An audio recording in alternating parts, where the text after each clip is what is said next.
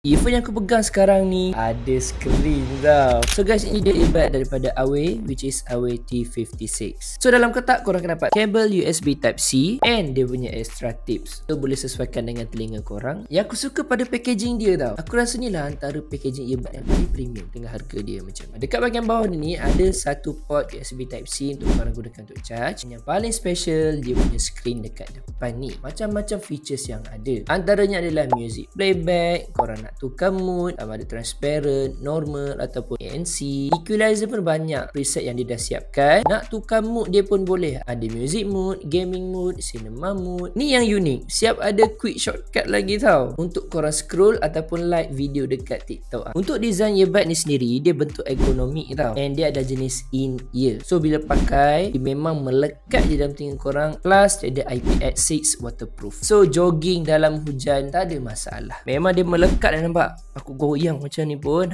tak gerak pun. Dia punya sound quality, bass pun padu, vocal jelas. Untuk gaming pun best sebab dia ada gaming mode. So dia punya delay tu dia boleh kurangkan. Untuk bateri, kalau korang sekalikan dengan charging case dia ni, boleh go sampai 20 jam tau. So memang lama lah korang boleh guna. Macam biasa guys, kalau korang nak link, sediakan dekat bawah.